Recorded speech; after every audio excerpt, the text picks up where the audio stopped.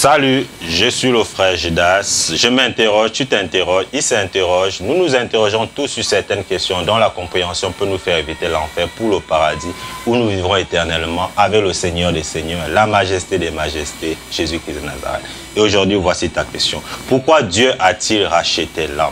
Merci pour ta question et je t'avoue, que lorsque j'ai reçu cette question, je me suis arrêté plusieurs minutes devant cette question.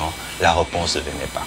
Parce qu'il faut que je te dise, lorsque la majorité des questions que nous recevons, la majorité des questions qui me parviennent, à la première lecture, j'ai tout de suite la réponse. Mais lorsque j'ai eu ta question, je me suis arrêté pendant plusieurs minutes et je n'ai pas trouvé la réponse. Alors, comme ça, c'est la petite histoire autour, disons, de ta question. Alors, comme ça, j'ai essayé de l'envoyer à certains amis, à certains amis avec qui je partage souvent la connaissance biblique. J'essaie d'envoyer ces messages à des amis dans l'espoir d'avoir une réponse, dans l'espoir d'avoir un élément qui me permettrait aujourd'hui de te répondre. Je vais t'avouer une chose, je n'ai reçu aucun message. La majorité des personnes que j'ai contactées m'ont dit qu'elles ne connaissaient pas. Et c'est là où j'ai compris pourquoi il est écrit que mon peuple périt faute de connaissance. Mais parce que justement le Seigneur a mis dans notre cœur le désir que nous puissions ensemble, je dis bien ensemble, nous préparer pour son grand retour.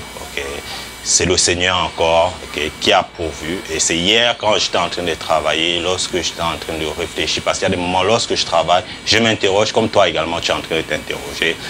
Et c'est là où l'esprit dont Dieu m'a doté m'a permis de me rappeler d'une discussion que j'avais eue avec un homme de Dieu.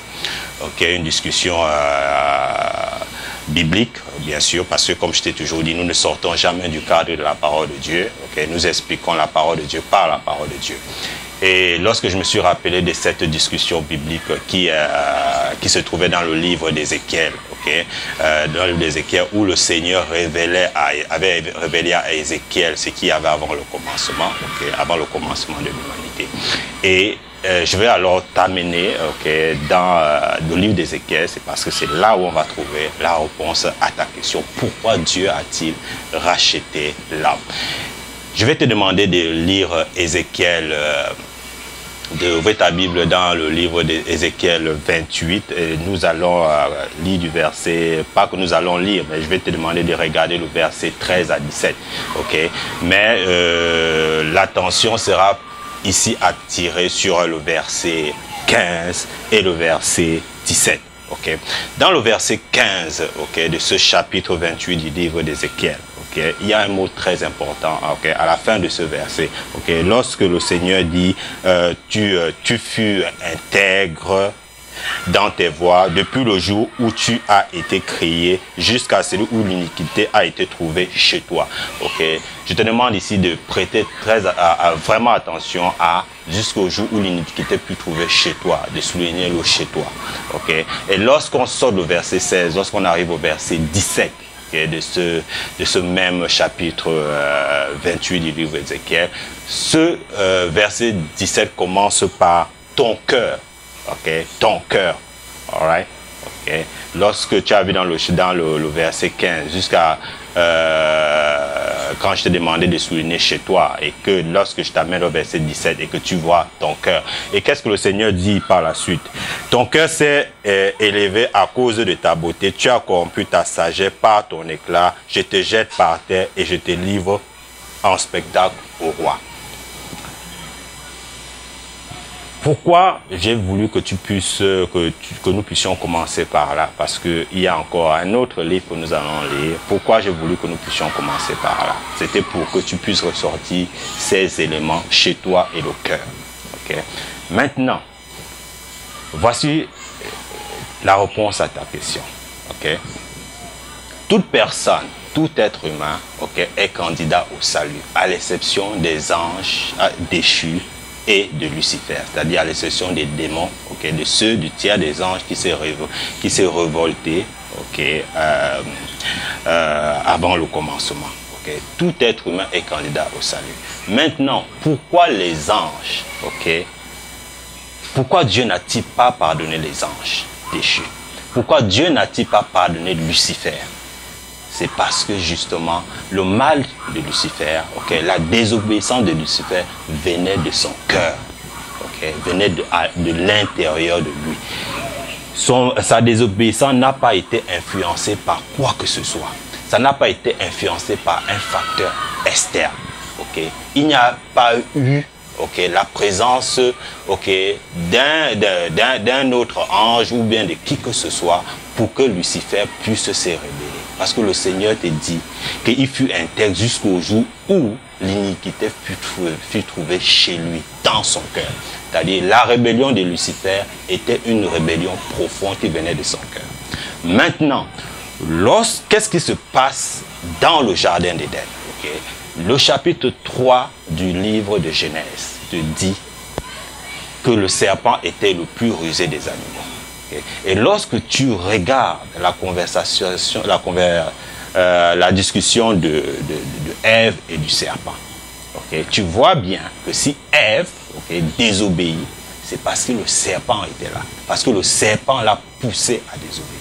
Par conséquent, le péché de l'homme, le péché de l'homme, la désobéissance de l'homme au jardin d'Éden ne vient pas de son intérieur propre. Cela ne vient pas de son cœur. Sa désobéissance n'a été possible que parce que le serpent était là. Il y a eu présence d'un facteur, d'un facteur pour que l'homme puisse désobéir. Si l'homme avait de lui-même, si Ève avait d'elle-même porté ses pieds, était allée sous l'arbre de la reconnaissance du bien et du mauvais, avait cueilli des fruits de cet arbre et avait mangé sans que le serpent ne puisse intervenir, nous serons alors classés dans la même catégorie que les anges déchus, parce que notre désobéissance nous serait venue de notre intérieur. C'est la raison pour laquelle Dieu a racheté l'homme. Parce que sa désobéissance ne venait pas de son cœur, la désobéissance ne venait pas de l'intérieur de lui. L'homme n'était pas entièrement coupable de sa désobéissance. C'est pourquoi Dieu a racheté l'homme. Mais les anges déçus, les démons, qui sont aujourd'hui des personnes, des esprits contre lesquels nous luttons, leur désobéissance venait de leur intérieur. Cela n'avait pas été influencé par quoi que ce soit. C'est pourquoi ils n'ont pas droit au rachat. C'est pourquoi ils n'ont pas droit au pardon. Maintenant, tu comprends pourquoi Dieu a racheté l'homme. C'est parce que l'homme n'était pas entièrement coupable de sa désobéissance. Et ce rachat n'a été possible que parce que Dieu lui-même, comme nous t'avons toujours dit, est venu sur la croix de Golgotha, s'est crucifié. Et ce n'est que ce sacrifice-là, ce n'est que lorsque l'homme reconnaît ce sacrifice-là, qu'il accepte la seconde chance que Dieu lui donne. Cette seconde chance qui lui est donnée parce qu'il n'était pas entièrement coupable de la désobéissance au jardin d'Éden. Je crois que j'ai répondu clairement à ta question dans un langage simple que tu puisses comprendre.